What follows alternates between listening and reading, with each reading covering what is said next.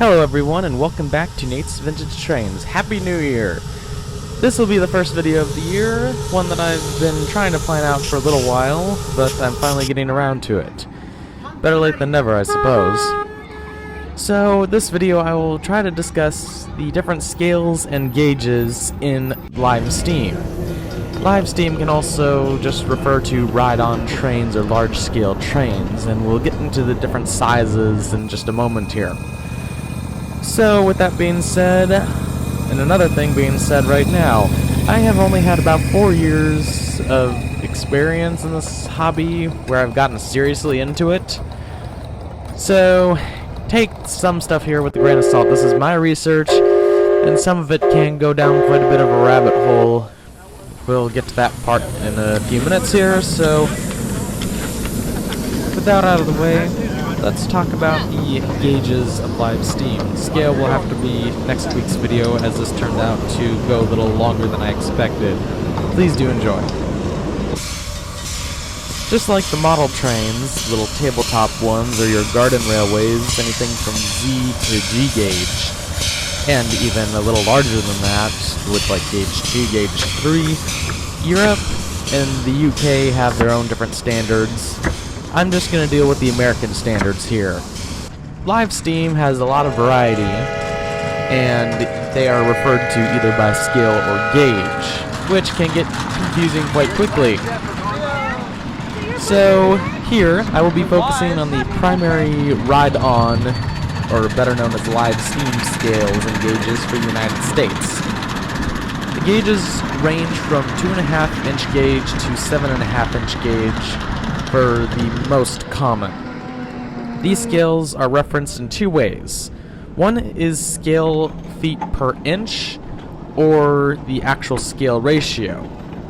I'll discuss these as we get through the standards, as I go through each type. Disclaimer, I only cover sizes of trains most commonly used by private individuals and train clubs. This does not include commercial use, including anything with grand scale that would be somewhere between 10 inch to 15 inch in gauge or larger. There is one larger honorable mention that's greater than 7.5 inch gauge, but we'll get to that at the end of the video.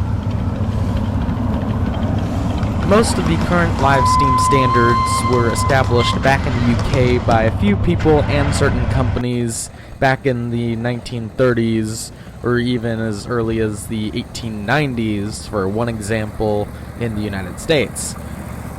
So these gauges were 2.5 inch gauge, 3.5 inch gauge, and 5 inch gauge in the UK.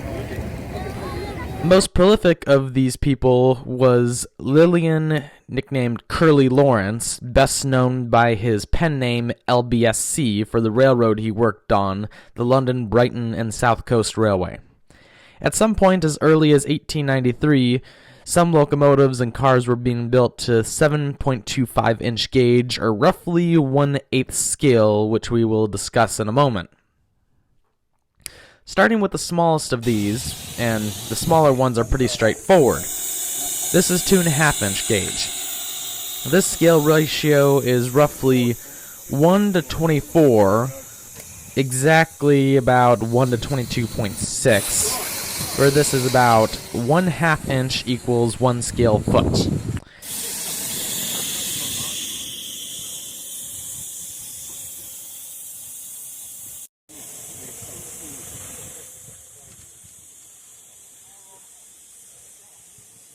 As for 3.5 inch gauge, this is about 1/16, or 3/4 inch equals 1 scale foot.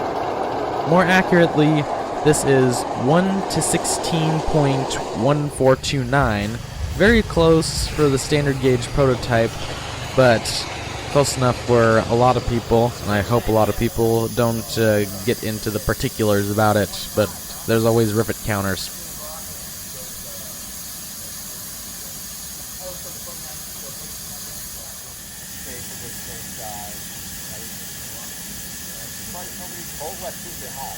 The main change made to gauges when these came to the United States from the UK was UK's 5 inch gauge. Some modelers found this to be too broad of a gauge chosen for 1/12 scale, or 1 inch equals 1 scale foot. This makes measurements and conversions for the scale very easy, since 1 foot is 1 inch. Standard gauge is 4 foot 8.5 inches, if you don't know, and in 1/12 scale that would be about 4.7083 inches. So they rounded to 4.75 inch gauge, and in this case the reality would be about 4 foot 9 inch gauge prototype for 1/12 scale, just a half inch wider. Apparently this was close enough to 1 inch, and for 1/12, 4.75 inches or 4 3/4 inch gauge is standard gauge for that scale ratio. If you have trouble understanding this at this point, don't worry, it'll take me some time to understand it too. So, with that, we will try to get into 7 1/4 inch or 7 1/2 inch gauge. Bear with me. Now with the easy part out of the way, let's try to discuss some of the 7 1/2 versus 7 1/4 inch debate. This is something that it's hard to say why it happened, but basically in the Northeast United States, a lot of railroads up there still use 7.25 inch gauge or 7 1/4 inch. Well, most of the rest of the United States uses 7 1/2 inch.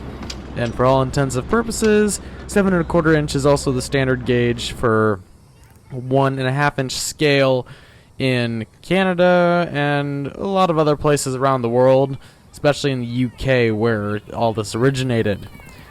7 1/4 was meant to be the basis for the 1 1/2 inch scale, even though that's not technically correct, since the actual 1 1/2 inch scale, which is about 1/8 ratio scale, 1 1/2 inches to the foot, the gauge should be 7 1/16 inch or about 7 inch gauge. So all of it's about a half an inch off. But because of that half inch discrepancy, some people do decide to build their locomotives in 1.6 scale, which means 7 1/2 inch gauge is correct for that roughly 1 to 7.5 ratio scale for 7 1/2 inch gauge. I'll tell you, when I was trying to read the articles for this, I got a headache too, so you're in good company. Apparently this discrepancy dates back to the early days, back in the possibly even the 1890s, when one of the first 7 some odd inch gauge locomotive was built. You saw this earlier in a video. This was built by a gentleman in 1893 named Stephen Lafayette Pagenhardt. I hope I pronounced that correctly, the Little Maryland locomotive. But as things developed, things got a little more complicated. People decided to build their own railroads to this scale using their own standards, some of which did not correlate correctly, especially if there was a typo made in the letter, which is one of the theories why there is this division of a 1/4 inch between the two gauges. Now, 1/4 inch might not sound too much, but in small sizes, yeah, that can be a bit of a difference, I'll tell you. All the railroads that I've been to, and in fact my own train, are 7 1/2 inch gauge, but I do 1 1/2 inch scale, since 8 is easier to divide up than 7.5 when trying to make dimensions and drawings for building equipment. Like I said, with most of the standards in the United States, people decided to try to make their own gauges, their own scales, their own designs, since there wasn't any kits, standards, or manufacturers producing products that were, like I said, standard designs. One of the examples of this comes from a 1953 article for a classified ad in the Miniature Locomotive magazine. A 6-inch gauge 484 live steam locomotive for $1,700.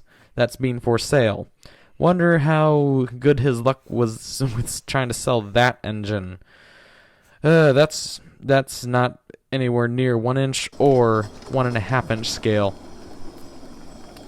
In my search to find out how 7.5 inch gauge developed in the first place, actually 7.25 in the very first place before that, came up with a few magazine articles, which I do have copies of. I might show that in a later video, but suffice to say, it's really hard to say why the change happened. The standards were set up in England for 7.25 inch gauge, so that's what a lot of the early live steamers in the 1920s and 30s used in New England, is where it started, and parts of Canada. But a lot of that is back east and in the northeast. Now, somewhere south of Pennsylvania is where the track gauge changed to about 7.5 inch for the rest of the United States. There will always be that, quote, Mason-Dixon line of 7.5 versus 7.25 inch gauge, unless some major sweeping change happens, which I see as very unlikely. Frankly, if that sweeping change happens, it might just go all the way down to 7 inch gauge. But we'll see what the future holds there. And you can see the article where I got this information from, linked below, from the International Brotherhood of Live Steamers site. Includes a few interesting letters in these magazines, but suffice to say, all of this is not really worth it in the long run. All this hobby is for is just building equipment and having fun operating and riding on small trains that just happen to be powered by the same stuff as the big engines. Steam, or in some cases gasoline, or even electric. Well, I think I've rattled on long enough with this video. So I only got around to talking about the gauges, since there's so much content to go through on figuring out why that happened. But next time we will figure out the scale versus the gauge. So this will be part 1. Part 2, hopefully I'll have out next week. With that, again, thank you very much for watching. Until next time, this is Nate's Vintage Trains. Keep it old school. Jesus loves you, and God bless you all.